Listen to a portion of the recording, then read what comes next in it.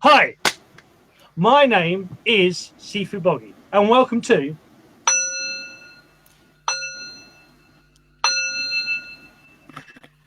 The Way of Conscious Mindfulness, a weekly podcast and Facebook Live show discussing spirituality and science, balancing it with health and well-being and mind, body and spirit with a Daoist twist. What is the Tao? The Tao means the way, the path, the balance. Now, surprise, surprise, we are not the normal talk show. Each week, each session, because now we do at least 2 a week, each session we have either a subject or a guest. Today we have a very cool guest, and our aim is to have an open discussion to help us all find new skills, new techniques to balance our very own personal Tao, way or path. So it's a really cool show today for many, many reasons, but one of them is that as we've done in the past, we've got a past guest from the YouTube side. When we did the YouTube shows, we've got a past guest who's now going to be a co-host. So I would like to, I just press this little button here. I would like to welcome Anne Jersh onto the show as a co-host. Hello, Anne. How are you doing? Hello. This is my favourite show to be interviewed on. So to be co-hosting is fabulous. I love this show. It's full of energy and it's funny and it's noisy and it's brilliant. and that's just me. I know. And I've got a lightsaber. I love my props. I love my metaphors. I should have bought some of mine here. I've got some in reach. I'll hide the end of the kits and things, but it's like the Hitchhiker's Guide to the Galaxy. Always know where your lightsaber is. So always know where your Tao is. Always know where your Tai Chi Warhammer is as well. So, but anyway, enough of me. Enough of my little toys. So firstly, Anne, how are you doing? How are things been? How is the world of Anne Jersh? Yeah, it's great at the moment. Yeah, really, really, really nice. I'm going to Norway in a few weeks. I've just not long come back from Dubai, and I'm working on a new book. So yeah, I'm feeling really good. I've got a lot of energy as well right now, so I'm feeling good. Probably because I've got pots everywhere in my office of vitamins and things. Chris has said are good, so I just order up all this. I just do what he says. I don't even argue, So our guest at the moment, who's so brilliant on health, I just take all his. I am bouncing with energy, actually. And that is cool. That is a very good thing to be bouncing with, is energy. So yes. So right. So we'll move on. So this show is about. He says that, and now he can't find the little link. In the show is The Way of Chris Eubank. Chris Eubank. Sorry, Chris. Funny enough, I've got a few stories about him, but that's probably for another time. I know him. But anyway, so Chris Milbank, the other bank. Welcome to the show. And the show is, the subtitle of the show is The Way of Surviving AIDS and HIV, which is a very interesting topic, because I remember it very well back in the 80s and 90s especially, and the fear mongering that they did on this, and it's. I'll put this out here now, and we can, maybe for later. But it's really interesting on AIDS and also cancer. Even to this day, in China, they do not call it. They do not have an epidemic on these so-called uncurable diseases. They do not have the same issues in China as they do here, and that was because I spent time there, and I sort of experienced these things. So we will talk about that later. But firstly, Chris, welcome to the show. Apologizes for calling you a boxer, but welcome to the show. It must be my muscles. They're more like that. Yeah, and your voice is your pardon my terminology, Anne, but your balls have finally dropped because you know your tone of your voice is so much lower than it used to be, Chris. Obviously, Chris Eubank's got a very high voice. But anyway, I digress. I am sorry. I apologise. As well. Yeah, well, you're far more handsome as well. But anyway, I digress. So, Chris, I will ask the first question. My question that has enthralled some guests and scared the living pants off of others. So that question is, Chris, this is the show of The Way of Chris Milbank. What is your way? What is your Tao? This one's a fairly easy one for me. I remember from quite early days, and especially the school days, to me it's just a cheeky rebel who wants to teach something different. Just going back from the school days, a new subject would come along, and I'd put my hand up, and the teacher would kind of roll their eyes, and I'd say 3 questions first, and you got to pass all 3 to keep me interested. First one, has it been useful in your own life? And if they said no, I'd climb out the window and leave the class. If they said yes, I'd be slightly interested. I'd say, how could this help me in your life and in my own life later on? And if they passed that, which they really did, then the third one would be, tell me how it has helped you in your own life. What have you done after learning the subject? Because to me, I wanted to know. I want to know if it was useful or not. And it opened up a lot of discussions, and it actually, in some cases, it did get better teaching because they then described how it was useful and got people motivated and interested, and there was a story to it, and most people like a story. So a rebel. And that has kept me in good stead earlier on in my health, and later on with the AIDS and the HIV. That certainly put me in very, very good stead. Cool. Yes. So yeah, and yeah, there is. So well, we said you were, in essence, you're a healer, and how did this all start for you? How did where did this begin? Where is the beginnings of? Yeah, well, the beginning was really from the moment I was born. I was very, very ill. They thought I'd maybe live a few weeks, then a few months, and then they were surprised I made a year, but I wouldn't make the next year.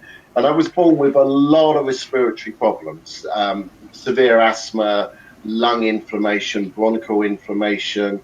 I was in and out of hospital. They used to hang me upside down for an hour every day to drain my lungs.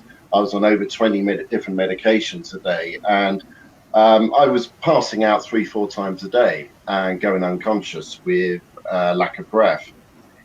So eventually I had family changes, and my mum had died, and I moved and lived with my aunt, and she was clever and kind of looked at some natural methods and some things. And then my dad got remarried, and I moved back with them. And then when that finished, I was getting real worse, and someone my dad knew said, hey, there's a healer. And I went to see a healer, and I'm sure it made differences, but I didn't notice.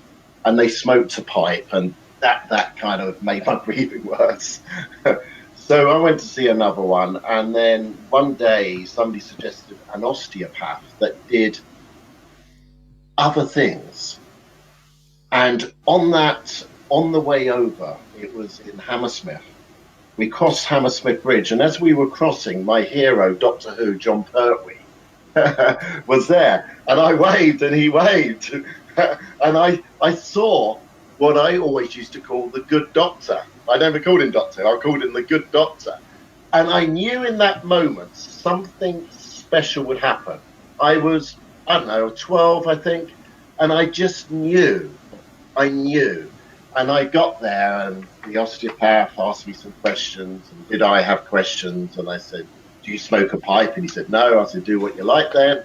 And he did the usual things. I had one leg longer than the other, and he pulled my head and my neck and cracked it, and all sorts of osteopathic tricks. And then he laid his hands down me without touching me from head to foot, and then back up again. And I fell into a deep sleep. And I was hyperactive, even though I couldn't really breathe much, and I was always on medications. I was always jittering and juttering like this, and I never really slept or anything. And I slept, and I saw him 6 times. And at night, at the age of 12, I would creep out of my bedroom window at 2 in the morning. In fact, I was left hanging from the bedroom windows. I got my sweatshirt caught on the window hook one night for about an hour. But I used to walk the width of the house, sit on the garden wall, walk the width of the house, and then eventually, after a few weeks, I could run the width of the house and then have a rest and run. And I did that until I could run 2 miles, and I ran 2 miles every night. I hid outside the back door of my house, and I heard my dad unbolt the doors first thing in the morning. He'd go up and have a shower. I'd creep in as if I'd been in bed all night. And anyway, I went for the trials for school sports day, and kind of everybody laughed. What's he doing? And I won the 1,500 meters. Yeah, brilliant. And because I hadn't told anyone, it was the rebel inside of me. You know, it was like, I just got to show them, you know, don't put me in a box. Don't class me as a write-off. I won't tell you in case I fail, but I'll surprise you all one day. And that was my motivation, to show them, you know, to show the system, to show that it's not all about Benelins and puffers and steroids and, you know, whatever. There are other ways. And, you know, if you have some help and you then put the effort in yourself, then all sorts of things can happen. But, you know, I was growing into a teenager, and I kind of ruined it after a while. I did the surprising on everybody, and then I started, you know, rebelling a lot more. I was drinking, I was smoking, I was doing this and that. My asthma kind of went downhill. And then years later, working very hard, very stressed, bad breathing, I went to see a hypnotherapist, and I said, I want to be able to sleep at night as soon as my head hits the pillow, and she helped me with that. I wanted to stop smoking, and she helped me with that. It was still a bit of a struggle, but it certainly helped. And she said, anything else? And I said, yes, I'm going on holiday. I want the bestest holiday of my life. And when I went with a girlfriend, and that really wasn't to be. But anyway, as soon as I got on the plane, I fell down laughing. I laughed all the way to the States. I got in a hire car, went down a one-way system the wrong way, missing all the roadwork signs, and the police stopped me, and I couldn't stop laughing. They couldn't stop laughing. 6 weeks of traveling around in that car, all we did was laugh. But the moment I got on the plane on the way back, to me, that's the holiday ended. To me, a holiday starting is 1 foot on the plane, and 1 foot off is when it ends. And I had a row with her, and that was it. That was, you know, great. But we had the bestest holiday you could ever imagine. You So, got what you asked for. You know, yeah, I got what I asked for.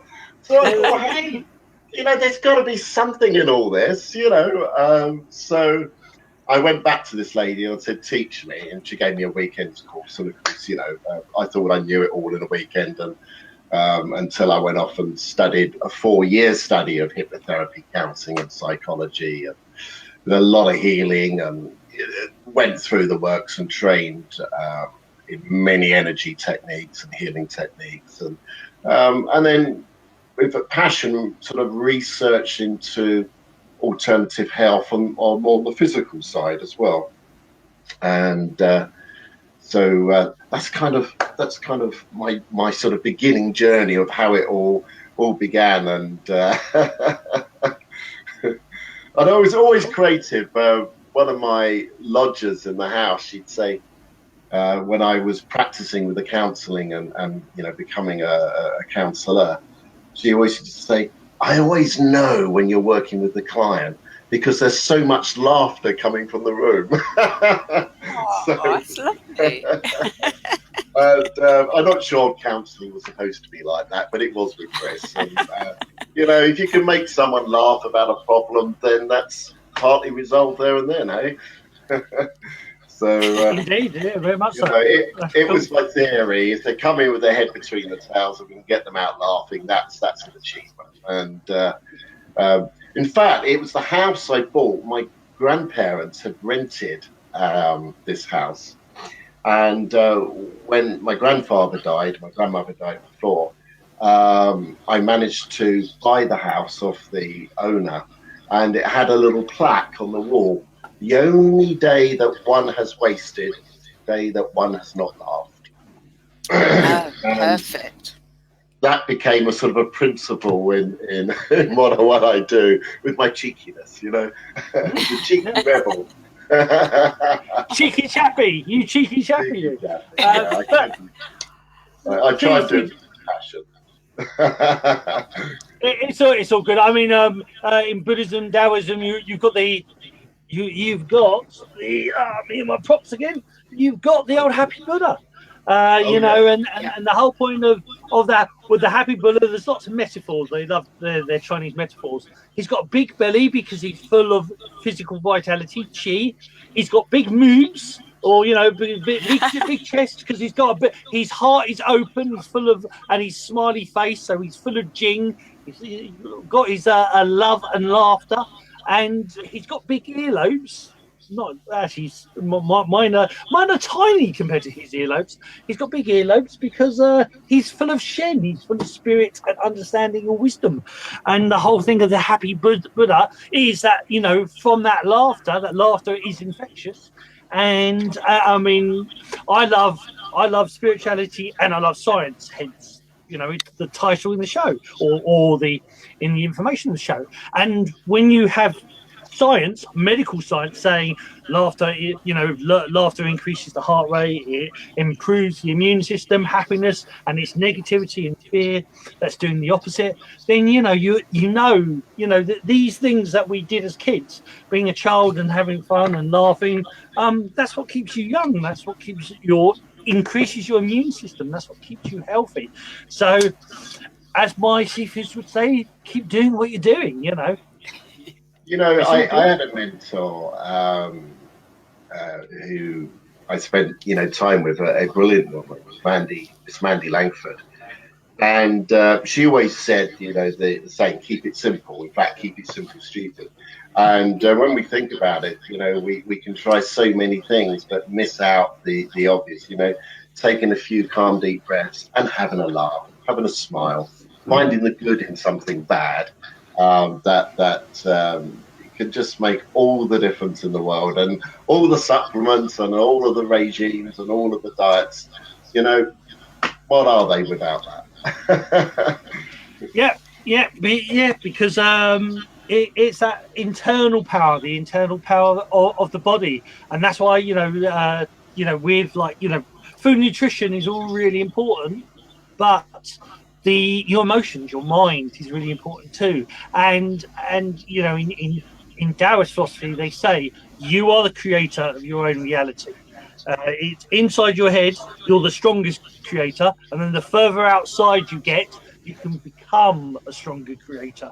But when I think back as a kid, and people say, "Oh, why does this always keep happening?" Or they wake up and you see the movies where the person wakes up and hits their head and it goes from downhill from there. And it's that whole mindset. If you set that mindset on one path, a domino effect will build that up. So set your mindset on a positive path and the domino effect will carry that through. That's the whole point. But I love the idea of, I forget who it was now, but somebody said a little while ago that It was their mother's funeral, so it was a really solemn occasion. And they said their mother loved to laugh, and I thought it was so solemn. So when they gave the vicar the notes and he was going to read out, they deliberately gave the wrong name for one of the brothers. So instead of saying John and Peter and Brian, they said John, Peter and Rupert or something. And of course, the three brothers started giggling because he realised what they did. And in the end, the whole funeral was the whole congregation, everybody, all the family members and friends were all just having a meltdown, and the vicar couldn't understand what was going on. But how wonderful that she loved to laugh, and they brought that laughter to a solemn occasion. Yeah, very good. What a great idea. It's so funny. Yeah, you can imagine them all just trying not to laugh, and the vicar looking confused. Poor chap, they didn't fill him in on it. No. You know, oh well, what a shame. I mean, I think I'm known for being a smiley person and a silly person, and as a even with what I do, myself, healer, barefoot doctor, Dragon shaman, but one of the most powerful tools. I mean, even in martial arts, I'm been a close protection officer for many years. One of my first martial defences is if somebody's being very aggressive in a big situation with lots of people that could be hostile, what's the first move I do? I kiss them on the lips. Because I've done that, and one of three things happens. It blows their mind. They run away, or a fight breaks out. Normally, it's the first two that happen. But the whole point is you want to diffuse something, do something with passion, do something funny, do something distraction. I've got a perfect little story for this. I was in a grocery store out in the Canary Islands, and there was a huge guy, and he did look mean. And I was sort of in one of my sort of trancey moments as I looked across the store thinking, what is it I need? And my physical look was looking straight at this guy, but I was actually looking beyond him at the shelves. And he was with a girlfriend or wife or something. And he had an accent. I think he was from Northern Europe somewhere. But anyway, he ran at me and said, with a few swear words, "You looking at my wife or girlfriend," or something like that. And he threw his fist back for a punch. He was obviously on cocaine or something, and I could smell a bit of alcohol on him, or I did afterwards. And I said, "No, I'm not looking at your wife. I was gang raped and castrated when I was 10, so I couldn't even think that way." And he just stopped and midway went, oh, and his girlfriend come over and sort of said, I think this is the wrong chap or something. I don't know why, it was the first thing that came out of my head. But anyway, he apologised and whatever, and saved me having a broken nose. it definitely worked. You can't say that. It definitely worked. Yeah, that's cool. So, right. Anne, do you have a question first or anything? Yeah, Chris. So did you always was your health always, you always had to be careful of it, even if you weren't always well behaved, because you sort of said you went off and had your party years. Did you always have to be careful of your health, like your whole life? Very much so. I was in and out of hospital from the age of being born right up till sort of 18, really. Well, no, sorry, pardon me, up until about 12, 13 with the osteopath. And then I had a few years of really good health. And then it kind of went down a bit into the partying years. And I would be taking the Ventolin, God knows how many times a day. I used to buy them privately rather than get prescription because I knew the doctors wouldn't have it. So that was me. So yeah, it was always a struggle. I remember for most of my life being on antibiotics and steroids, and I remember a period of my life going for fortnightly X-rays on the chest. Wow, that is a lot. So that's a lot of radiation as well. And my original doctor, he retired and went on to another doctor. I remember feeling a bit better for a while, but it was all the new medications. It was the latest in steroids and the latest in antibiotics. And I did have a short period, but then that impacted longer term and created a lot of other problems. And I will say today that without a doubt they kept me alive. But if I'd had maybe a bit of immediate medical response and knew what I did now, or my parents knew what I did now, with functional medicine, integrated medicine, medical doctors of naturopathy, I would have got a lot quicker, a lot sooner. But with the cranial osteopath, he corrected my spine, and of course we got all different nerve waves going off there, and the thoracic number 3 vertebrae is directly towards the lungs, and another one would be the diaphragm. And then, years later, I had many Bowen sessions, which kind of got the diaphragm moving. Obviously, it was moving, otherwise I wouldn't be alive, but I never felt it move. And then I had 26 Rolfing sessions, which completely changed my shape. My chest was like that, and it hardly had any width at all. And the Rolfing, bit by bit, he took photographs for the first 5 or 6 sessions and then did a slideshow. And I came out in tears because I was shocked at the difference he'd already made. And, really, Rolfing, for those that don't know, is like, it's not, but the nearest thing to it is deep tissue massage with a Kango drill. They go in deep and hard and they make real deep changes. And this guy, I mean, absolutely brilliant, world class, in my opinion, and the size of a rugby player as well. So he put his muscle in, and he used to tell me to scream if it got above a 7 out of 10 in pain. And one day he said, "You're not screaming." I said, "It's 54,307." But with the pain, there was a release at the same time. So it wasn't like, it was almost like pain and pleasure. But each time I got off the Rolfing table, I felt as though I had a new part of personality and character.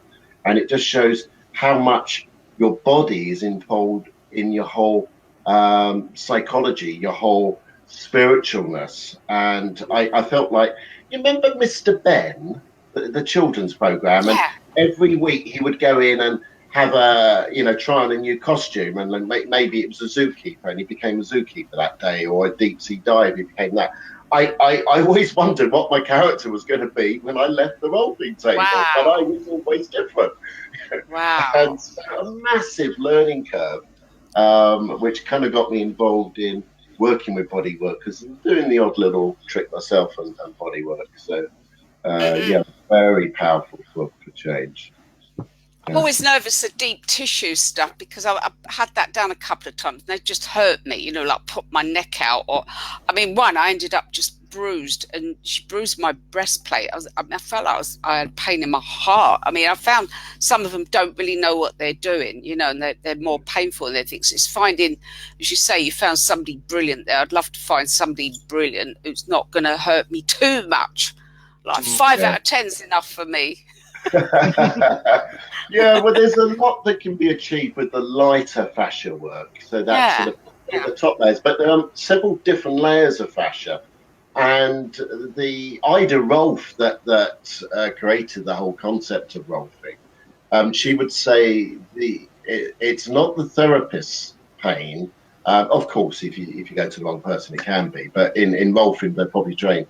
It is your own pain, and that belongs to you. We're doing what some people cope with and some people can't. So depending on your needs, but of course, a very good rolfer would go in at the level they think the person can cope with. And I always used to tell him to go in with a Kango drill and a steamroller and a whatever. And I'm an all or nothing person. So, I'm trained. One of the names under my training is Barefoot Doctor, but under that, as a bit of a doctor, I'm trained in Tween, which is the easiest way to explain it is saying Chinese massage, but it goes much deeper. So you have rolfing techniques in there, you have shiatsu techniques in there, you've got acupressure, you've got light massage to deep massage, and the whole thing of pain is that, you know, tension within muscles and pain within the body is trauma. It is, you know, built up energy from past traumas, past situations. So somebody says, oh, you know, oh, my shoulders are stiff and achy, and you know, in the Eastern concept, aching shoulders is the tension, is Atlas, is the world is on your shoulders. You've got a build up of day-to-day tension. The tension within your neck is the connection between what you can believe and what you can achieve. So a lot of people in the Eastern belief of it, that your pain and tension in your neck is indicating you've got so much work to do and you're struggling to do it all, and that's now building up into that energy, that vibration builds up into a physical reaction, which is tension and pain within the neck, and you know, in the lower back and everything. So in the Eastern concept and in rolfing, it means something. Pain means something. When, you know, that hurts there, it has an indication that it is, in essence, using Western words, it's built up trauma, you know, built up energy. So it's this interesting thing of, you know, and I think the practitioner you had of the rolfing, also, if you know how to, if you can heal somebody, my teacher used to say, my Sifu was, before you can learn to kill, you must learn to heal. So I learned all the healing techniques and in like acupressure and acupuncture. On the flip side of that, in a war, it's demark, it's nerve strikes. And the whole point is that you can, if you can do things right, you can bring people up to a level of pain. And like you said about this whole pleasure, the pain and pleasure, you can bring people up, release that trauma to a level that they would not normally be able to cope with, but because you're relaxing the system at the same time, it can release those toxins. But as any good Daoist would say, hey, what do I know? You know, I sometimes finish on that line too. Oh, it's very much a Winnie the Pooh in Daoism. There was a Daoist called Benjamin Hoff, a Western philosopher who practiced Daoism, and he used the Tao, the way of Winnie the Pooh, saying that, you know, like Winnie the Pooh seems so simple, but yet he has all these adventures because he just goes into things. He's an empty cup. You know, hey, what do I know? And that's the thing, is that however much, you know, never take, as my Sifu would say, never take yourself or anybody else too seriously. Mm-hmm. It is good to laugh. You know, we're talking about serious stuff, but it is good to laugh. It's good to, keep open mind. Now we've got it's not so much a question. We got, let's see if I can bring it up. Yeah, it's so Brian Herman. I don't know if anybody knows Brian. A shaped tailbone to my problem, or his problem is he has a shaped tailbone. So just obviously that his back issue. Finding a good back practitioner, finding a good. It took me over when my Sifu, because like I said, he was a Tween expert, which is an osteopath, another massages all wrapped into one. It took me years. It took me years to find somebody I know who is holistically good. So Fred Bleach, which will be a future guest. Has been a guest in the past and will be a guest again. He's definitely a very good backman. So it's trying to find somebody who understands everything holistically, I think. And that's, I think, with the rolfing as well. It's the whole approach. It's not just the, focusing on one certain thing. It's the whole approach. But anyway, we digress. Yeah. Cranial osteopaths that have that extra few years of training, and they work a lot with the light pressure as well, and very gentle. And then sometimes if that doesn't do the trick, you can go to an advanced biostructural correction therapist who learns to untwist spine the meninges that go around the spine, actually untwist that. That can be very useful. But saying that, on emotional work, I've had people focus on their spines, and I've released emotions, and I've many a time, and it also happens to myself doing it, where you get the whole spine sort of shaking and changing, and you get a change of shape in the back. So, you know, I definitely look at those three areas as good possibilities. Yeah, any when you release energy in Chinese, it's Fajing, the explosive power. So Fajing down the spine, that release of, they also know it's the spinal wave, or this Qigong energy exercises that teach you to you know, actually keep your spine fluid, because another prop. Because your spine should be a little bit like this snake. It should actually be able, you know, you should be able to actually move virtually every vertebrae. But most people in the modern world, half of that is stiff, if not most of that is stiff. And you know, they have vertebrae seized, or the muscles of obviously locking those vertebrae in place. And this is the point. As a barefoot doctor, you teach somebody exercises, so Qigongs or Neigong, which is Daoist yoga, it's Chinese yoga, and that helps loosen it up. But then also, as a practitioner, you physically do it as well, but you need to do it yourself. You know, that's the Taoist approach. It's a whole body thing. It should be healing yourself and somebody healing you as well. It shouldn't be one or the other. Very good. Hey, very good. What do I know? One of the philosophies I teach is that we heal others to heal ourselves. Often, many of us have been in pain, who have been in the therapy healing world, and have gone out there to help others with pain, because when we think of them in pain, it hurts us. And so we then can do a opposite treatment, where we heal ourselves to heal them, and we heal them to heal ourselves. And that way we get a great energy exchange, and you get a better connection. You can understand, pick up people's thoughts and feelings, and they can you. And that works very, very well. Perfect.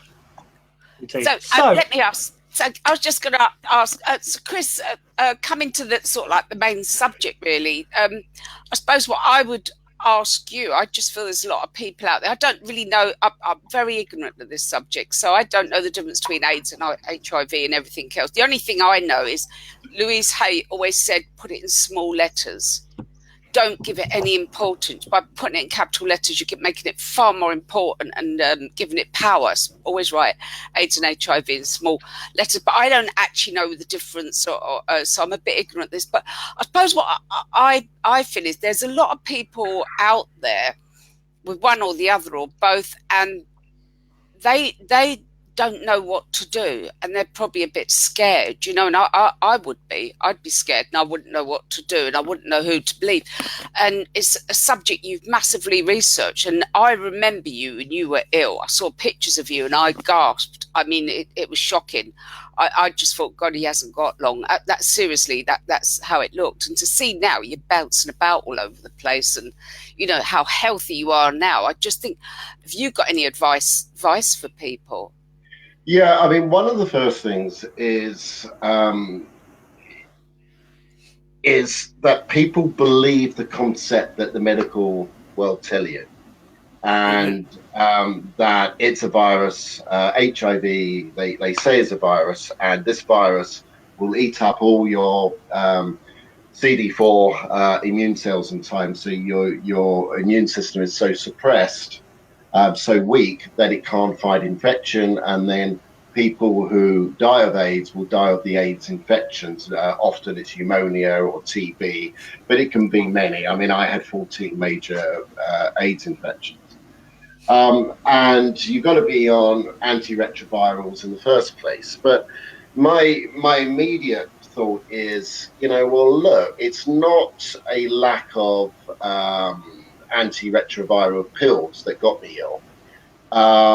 They say it's transmitted, but you know, there's a big question about whether HIV really does cause AIDS. You know, in the original studies, over 50% of the people that had AIDS didn't have the HIV virus. So, I mean, it kind of makes a nonsense. And I could talk for hours on the whole subject. But what I would first of all say is go and research. Look at Professor Peter Duesberg, Duesberg, one of the top microbiologists in the world, was most recognized. And you can see it on YouTube. You can look him up, and he does an hour lecture of why HIV isn't AIDS and what is likely to be the cause of AIDS. And when I worked with experts more like him who thought out of the box, that weren't trying to sell a drug or a vaccine or keeping your medications for life, you know, great for business, keep someone alive so they can, you know, have more drugs and be paid for by the taxpayers. But you know, don't get them so well that they're cured, because they won't be a customer anymore.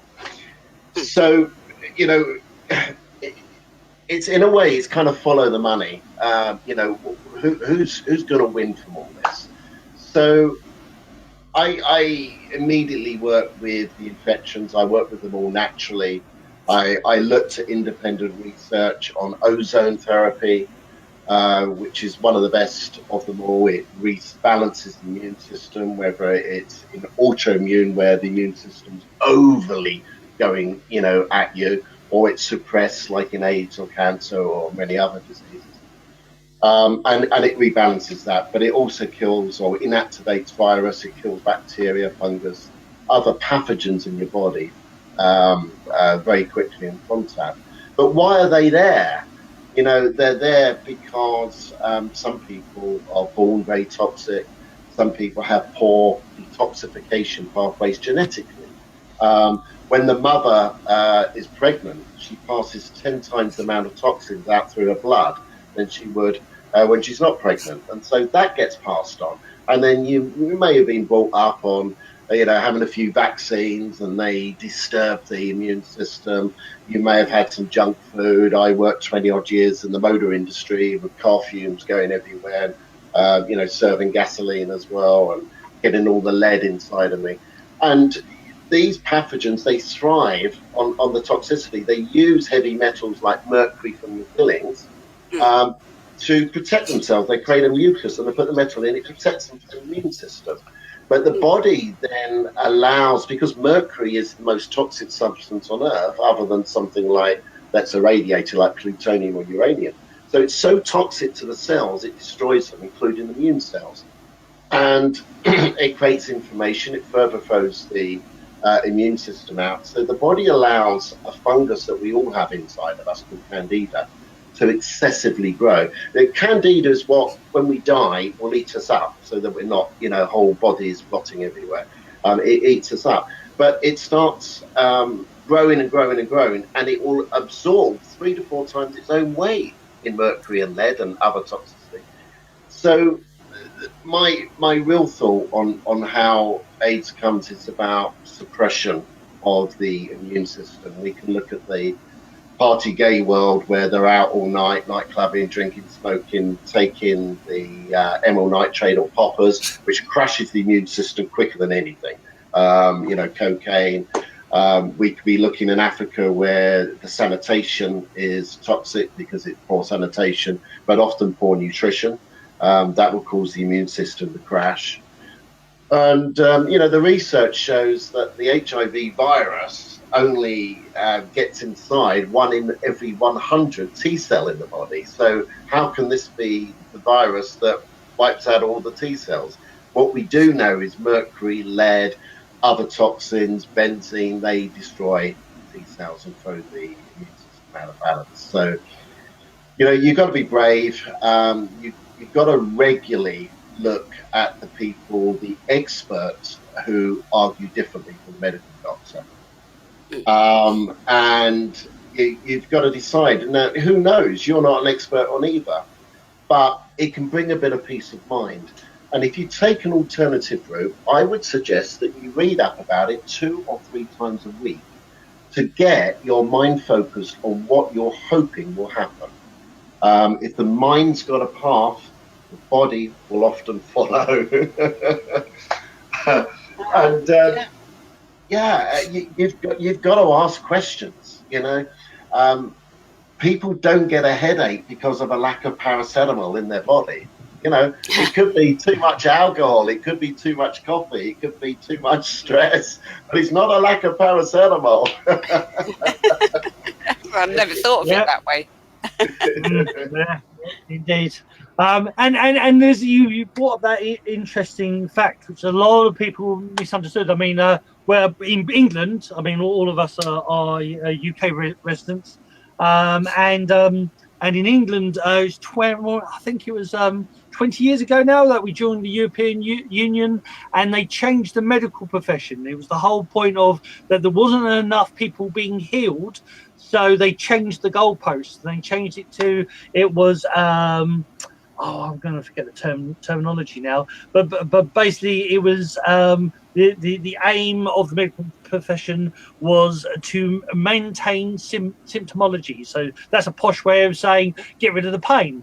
Now, getting rid of the pain is a lot easier than actually curing somebody or actually solving the situation.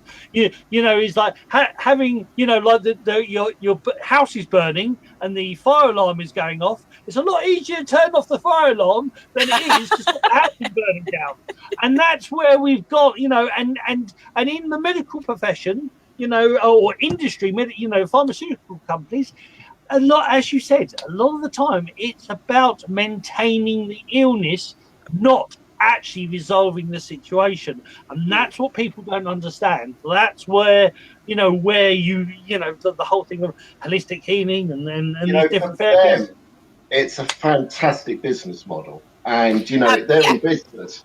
They're in business. A new illness every year. Every year there's pig flu or this flu or something. We're all supposed to go off and get whacked up with some drug or other. I don't know what's in that. But every year and it's going to wipe out everybody, and it doesn't. Well, every year I go, nothing will just happen. Recently, this massive big scare about Ebola. Yeah. Medical doctor Robert Rowan with medical doctor Howard Robbins, who use ozone therapy, which is oxygen but with an extra oxygen molecule. On average, completely eradicate the Ebola in anybody on 3 ozone treatments. Wow. It costs next to nothing to administer. There is no money to be made in ozone. Now, it's been used for about 100 years now, just over. So some countries, before the pharmaceuticals got too big and the government allowed corporations to basically sponsor them and then pass the relative laws. But some countries were using it earlier on. And still today in Germany, over 70% of medical doctors use ozone therapy, and they have the lowest hospital infection rates in the world. They do pre and post ozone for every operation. India, it's used. In Cuba, Castro, they gave $1 million into research. They're doing all sorts of things, macular, degeneration, to AIDS, working with cancers. And the worst you'll get with cancer if you're doing ozone treatments is you'll get you won't suffer in the same way that somebody would on the medical route, and you'll live longer. Doesn't always cure. There's a number of other things you do as well. I mean, strict diet changes, and that kind of thing. But ozone's right up there. It's great for circulation, blood pressure, and it costs pence to administer. Wow, I'm going to try this because I know you've used it near to me, haven't you, out Slough Way? Yeah, well, I learned a lot from the clinic, and I'd always been interested. I've got my own system now set up at home, and it's so easy to do, and it's ridiculous. Once it's set up, I had a few technical problems with setting up a regulator and whatever, but if you ever get one, I'll come around and set it up for you. I'll show you what I've done. Brilliant. And the whole turning the gas on and the ozone machine on, and we put the ozone gas into a bag, and then we use a little sort of a catheter hose that's so tiny it's like a third of the breadth of your little finger, and that you just insert that into the rectum, And first of all, that cleans all of the colon. They say death starts in the colon. It gets oxygen through the colon wall into the liver, so it kills all the pathogens in the liver, helps it detoxify, gets rid of plastics in the body and benzenes and so forth, and it goes from the liver straight into the blood. So it's now purifying all the blood. All the pathogens are in the blood. Wow. And it means the ozone will get into the cells, so it increases cellular uptake. Now, there are oxygen treatments where you get more oxygen going around the body, and that's really good. But that creates new pathways for the oxygen to go. But you really then need the ozone for those parts of the body to be able to actually absorb the oxygen. And oxygen's the number one nutrient. We can go without water for a few days. We'll go a minute without, oxygen, and that's it. And a lot of people with chronic fatigue, and ME and what have you. Well, the ozone goes straight into the mitochondria, and which in every cell there's mitochondria, which are the energy productions of ATP. That is the main human energy source, and it whooshes it.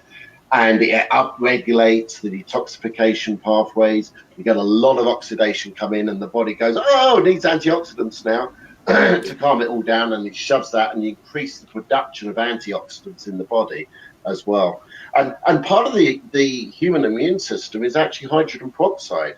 Some of the immune cells actually inject hydrogen peroxide into viruses and bacteria, and the ozone increases the body's ability to do that as well.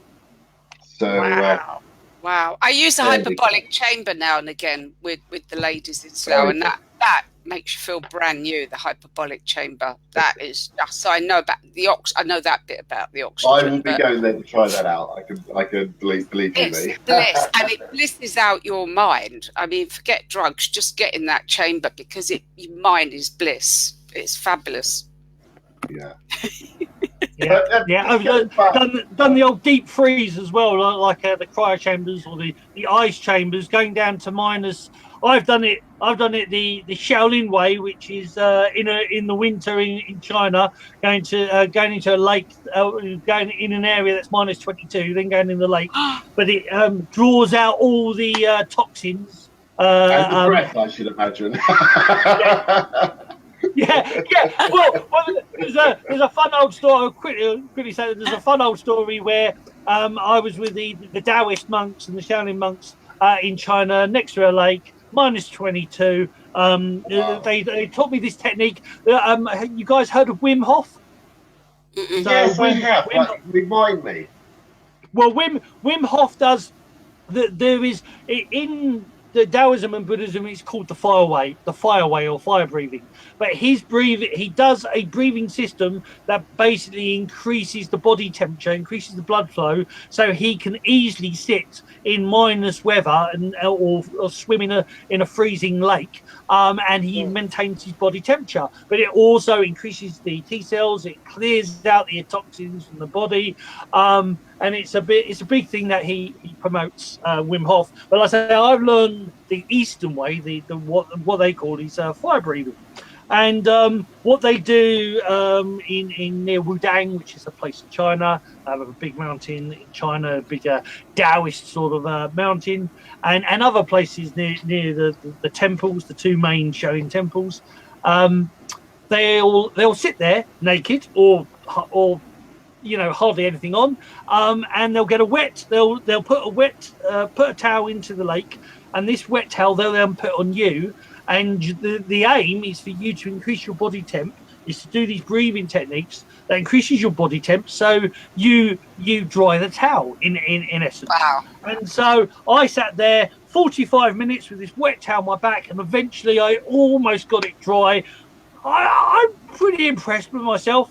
The 2 months either side, they've had about nine towels since I've done one, and their steam's just coming off them, and they go, wow. okay, Boggie, back to the drawing board. You're not, you haven't learned this technique yet.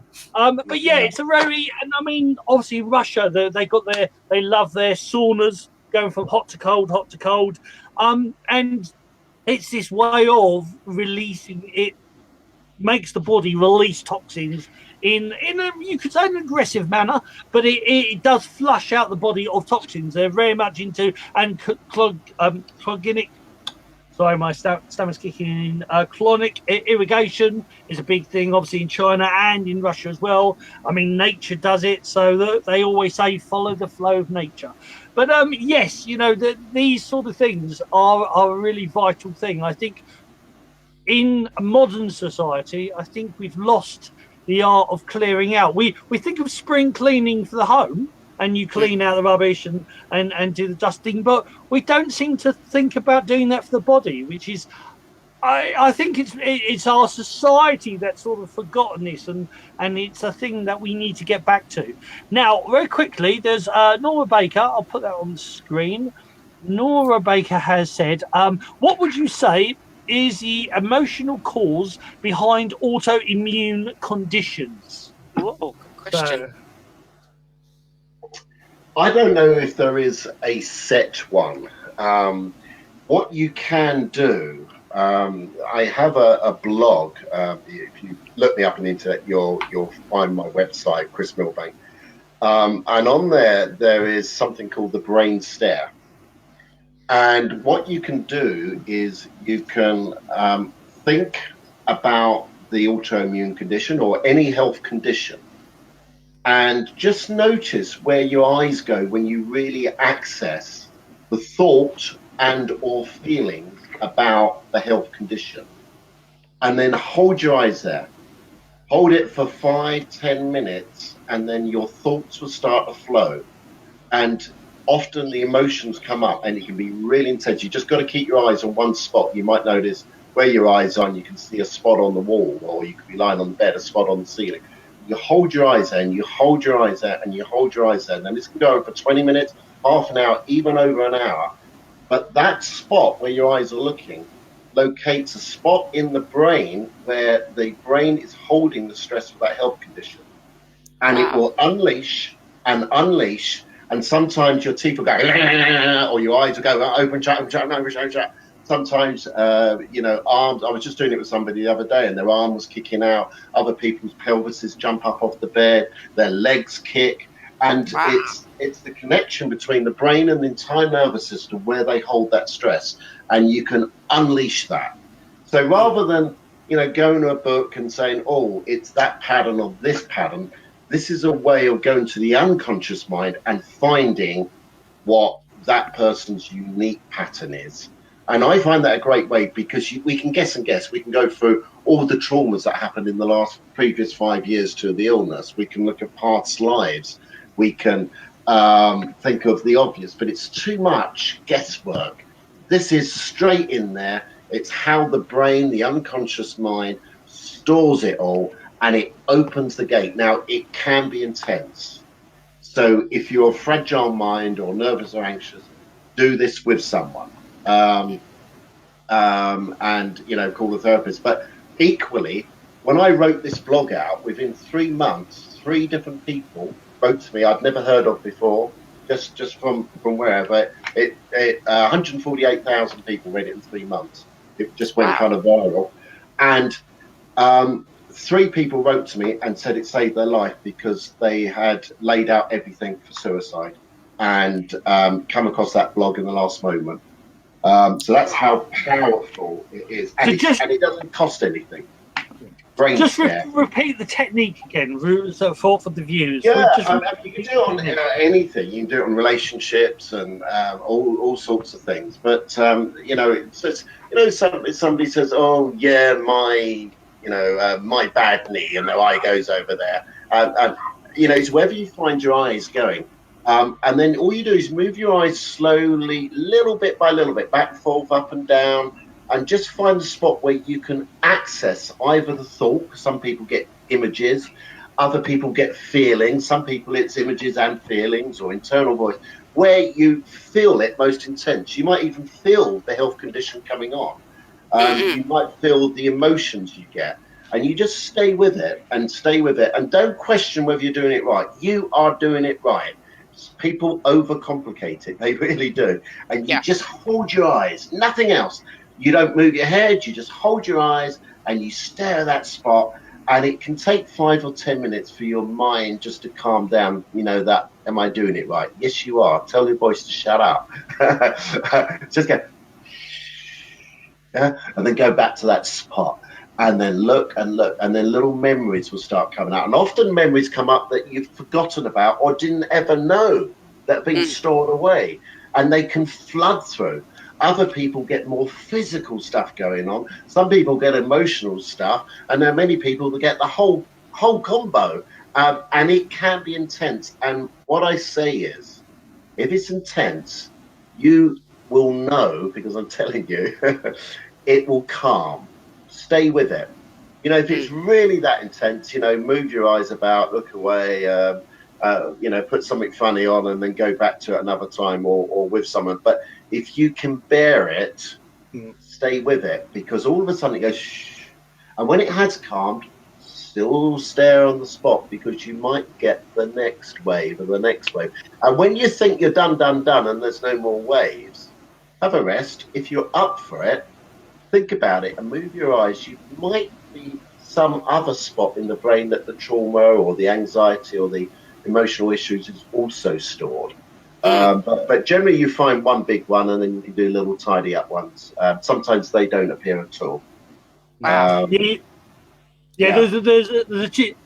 heard that technique before, not called that, but I've had that technique, because all great techniques can be found all over the world with different names. That's the whole point. So that's a really good technique. So Nora has also said, which particular blog title, please? So what was the blog title for that on your? Brain Stare, Chris Milbank. Right, and it will be on your website, which is www. Oh, I forgot the dots, but don't forget the dots after the W's. www.chrismilbank.com. Actually, because Chris actually said, just type in Chris Milbank, and it does come up. You know, I was thinking, what are you talking about, Chris? You know, what is it? .com, .uk, dot in my ear roll. No, just type in Chris Eubank. Chris Eubank. Chris Milbank, not Eubank. Do you know what? Talking about the wrong names and that, my dad would always say, you know, there's only one good bank, and that's a Milbank. I love it. Because I mean, everybody knows me as Boggie, Sifu Boggie, but my real name is actually Brighton. So so it's the same. I love when I teach actually in Hove a Qigong Reiki, and I go and I always say, I'm Paul Brighton. And they go, what, who? And it's like, you know, so you're the bank and I'm the Brighton. So Brighton Bank. Is the Bank of Brighton. Bank of Brighton. Because I always wanted, I used to do it back in the 90s. I did a Tai Chi class in Brighton, and I said Brighton on the Chi. So as in Tai Chi and my name being Brighton. Nice. Brighton. So Brighton. Nice. And one day I'll go back there and I'll do it again. I always thought, you know, I love stuff like that. But anyway, so let's just have a quick look to see if there's any more messages. It was which particular blog, and we said you'll find it on your website. So we'll start to wrap up. So Anne, have you got any more questions? Anything else for Chris? You know, I'd like to do this again because I've got loads of things I want to ask Chris, because his knowledge is huge, you know, and I'm going to go and find out where he lives. He lives on some gorgeous island somewhere, and I'm going to sit outside his house, and every time he comes out, I'm going to ask him a question, you know. Millions of questions. I'll be whining, Chris, can you? Because I'll come up and see you sometime, man. If you ever have a moment. I know how busy you are. Well, sometimes you're up the road from me. So when you visit the girls in Slough, I can pop over or go for lunch or dinner or something. Because I've got millions of questions, but I want to look into this ozone, because this looks really, really interesting. Chris has actually given a family member of mine a lot of health who never listens to anyone, but he's doing everything you told him to. That's never happened before. It's actually my ex, don't tell anyone. He's never listened to anyone ever, and he's doing everything you said because he's been very poorly. So what questions have I got for you? So I suppose what I'd want to know is what's the way forward for you now? I mean, I saw how ill you were, and it was shocking, and you're really on form. I mean, you can run, you can play football, you can dance a jig. So what's the way forward for you? It's interesting at the moment. I'm still carrying on with certain detoxification and oxygenation treatments for the next few months. My goal is that it would be impossible to ever get AIDS again. You know, it's cured, It's gone.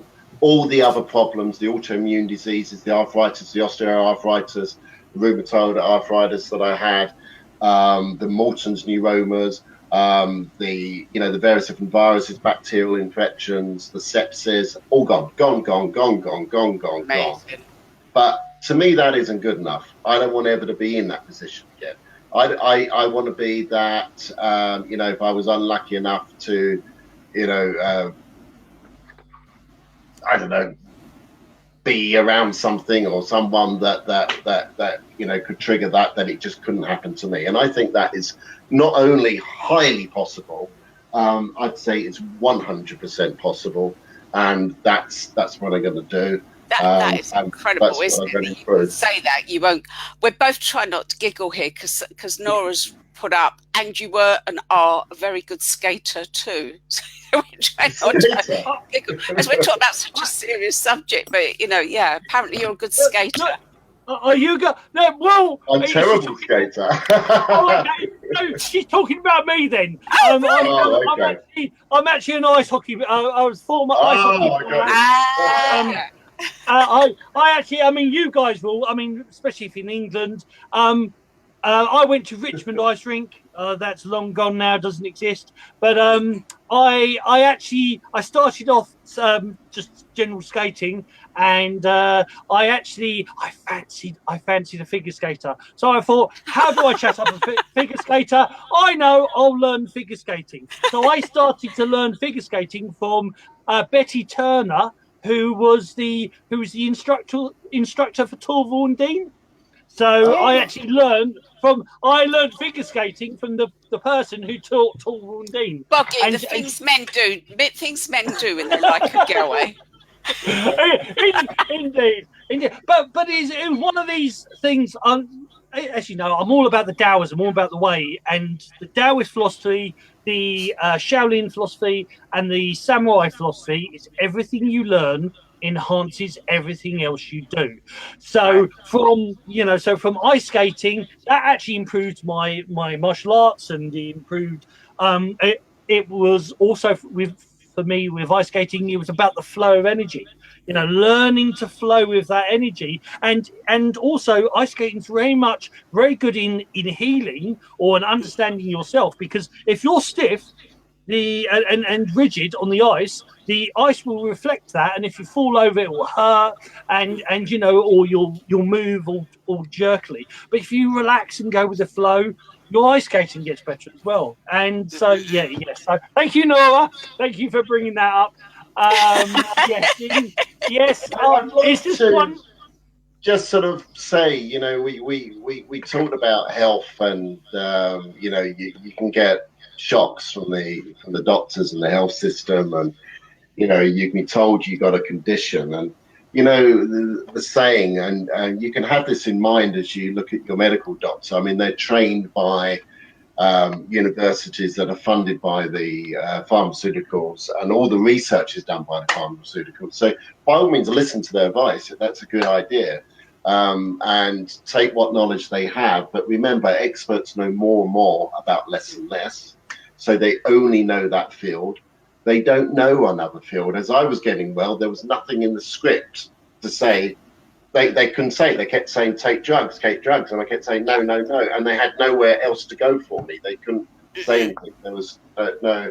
But also, in all bad, you will find good. And when I'd been seriously ill for 3 months out in the islands and wasn't sort of diagnosed. I was told I had salmonella typhi and I was in a rotten way. But I presumed I had because that's what the blood test showed.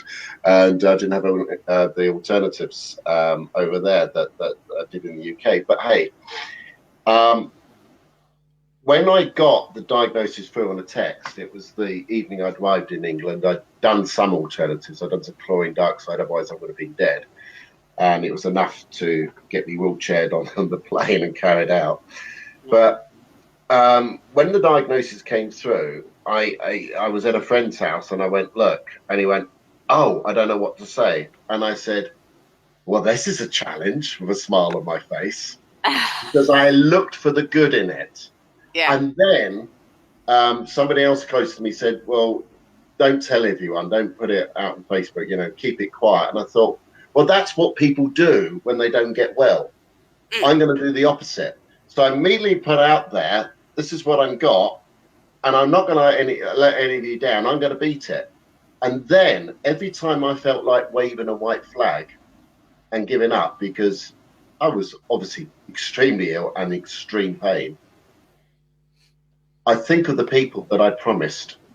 Because if somebody who has an experience in an alternative world and preaches a lot but can't actually walk the talk, then it's going to be disappointing for a lot of people, huh? And so every time I thought of, and I got huge support and many people out there who were giving me messages and giving me hope. And we went to laughter earlier, and the times when I felt really down and I was just, any energy I had, I was putting into treatment. We'll cover that maybe another time, but the amount I did, when I felt really down at the lowest of the low, I thought of all those people I promised, and if that didn't quite get there, I'd stick on something that would make me laugh, and it was Tommy Cooper. And I remember one day I laughed. I didn't have the breath for Tommy Cooper to laugh, and I fell out of bed, and didn't I half scream in pain? But I fell out of bed, and I was on the floor, and even though I was screaming, I was still laughing. And so Tommy Cooper, you came to me and you helped me, But hey, laughter, it's simple. It costs nothing. The doctor is frightening you. They want you as a customer for life. The doctor gets paid for prescribing so many drugs. The surgeons get big money for every operation they do. Think about it. You're part of a system, but there's things that you can do, and they don't have to cost money. And it's opening your beliefs. Research. I didn't get this illness because I had a lack of the drugs. That doctor is an expert who's known more and more about less and less. What's the cause, doctor? When they say they don't know, or it's just an age thing, hey, it's not just an age thing. Otherwise, everybody in the planet that was that age would have that same condition. And so think out of the box. Yeah, that's a point. Yeah, that's a really good point. That's amazing. Yeah, and laugh. and that shows, and it's very, very good. Right, very quick question, because I need to wrap up, because I've got. We will do another show. Well, I hope Chris would like to come back and do another show, because this is what and this is one of those. In the past, we used to do 2-hour shows and 3-hour shows, and this is one of those where the hour is just flown by, and we haven't even touched on the subject. So definitely, Chris, I would love you back in the future. But very, very quickly, Nora's got one more question. She says, does the ozone therapy help with cervical compression? I don't know of any specific treatment outcomes. I've not researched that one on ozone, so I'll be honest there. But ozone goes to every cell, and we're made out of 1 trillion cells. Ozone is the main nutrient. It increases the ATP energy production. So if an area or an organ or a gland of the body or a system of the body is damaged or not working effectively, it is made up of cells. Get the oxygen to it. All I can say is I'm sure it would help on some level, whether it would be the full thing or not. You might have to look at some structural work. You may have to look at inflammation, going to an anti-inflammatory diet. probably best to contact one of the medical doctors that do ozone, and find out and see what they've got to say, and maybe talk to a doctor of naturopathy. It's not a medical route as far as I wouldn't be really going down that route, but you can ask them, get advice, for sure. But certainly I don't know of a condition that it can't help with at some level. Yeah, I would definitely think it will definitely be an advantage. It may not, be able to directly affect it totally, but I would definitely, think it was an advantage. Most anti-aging treatment there is as well. Yeah. Oh yeah. Brilliant. Yeah. Right. Okay. Right. Unfortunately, we're going to have to wrap up because we've got another show at 7:30, and I'm going to get ready for that one next with Chris. See, I'm doing it again. I was going to call him Chris Graham. It's no Graham Cox. I've only known him 15 years, and I'm now calling him Chris Gaines. You've got Chris Eubank and Chris Graham. And breathe. So yes, Chris, we will. I will give you the dates for August. If you're about in August, it'd be great to have you back on again, and and I'll let you know what he chooses. I think this is at least a part 2, if not maybe a part 3, if we're only doing an hour. Yeah, so I would love to have you back on the show again, and we can delve in this a little bit more, and I can call you Chris back again, and we can have a good laugh. Thank you so much, both of you. It's been wonderful. I love the way you gel, and the energy of the great questions and the fun of it, and it's a conversation. Beautiful. Yeah. I love this show. I absolutely love it. It's my favourite. Absolutely. Agent 37 there, Paul Boggie. It's just another story. I'll tell you about Agent 37 another day. But yeah, I love this show. We have so much fun, and it's so enlightening. Yeah. And please stop talking. I've run out of money. I can't afford to give you any more. When you throw the hammer down, do I go? Yeah, Boggie throws the hammer. The hammer of Tai Chi. It would help if I can get it in the screen. But anyway, and always know where your lightsaber is. Right, so I'd like to say, Chris, it's been an awesome show. Thank you so much. I'd like to say I will send you. I'd love to get you on in August because we're full. I'd love to. We're full all the way to August, so I'd love to get you back on. And you've been initiated into the Way of Conscious Mindfulness co-hosts. I've had you on the show twice, and now you're a co-host, and you're freaking awesome. And I'd love to have you as a co-host in the future. So again, I will send you the links, and I'll let you know when Chris is on. Guys out there, I hope you enjoy the show. It's been a really interesting conversation. It reminded me of lots of stuff I should do, and it's been really good. So, guys out there, take care. If you're still about, if you stay on the Way of Conscious Mindfulness, in less than just over 10 minutes, the next show with Graham Cox, not Chris Graham, Graham Cox will be about crystals. But also, one of my favourite subjects is Chinese metaphysics, which he'll explain. So, guys out there, take care. You two just hold on. Guys out there, take care. I hope you enjoyed the show. Until next time, there is another show at past, and there will also be a show with Kirk Kerber, who is on Sunday at 7:30, and Kirk Kerber does tarot, and he's also a shaman in America. So there will be that show. Have a look at the shows. Also, if you want to join the Way of Learning, which is the Way of Conscious Mindfulness group, these lovely guys are on there, and they will send you stuff. They can freely post stuff on there about what they're doing, and other past guests and future guests can also share information, and you can ask questions, and I'll breathe before I turn blue. So breathe for your ears, Boggie, breathe for your ears. So I hope you enjoyed the show. Thank you so much. It was thank you so much, Anne. Loved having you back on the show, especially as a co-host. Thank you so much, Chris. Everybody else, take care. Bye for now. Love, Chi, and Jen from us three and the Way of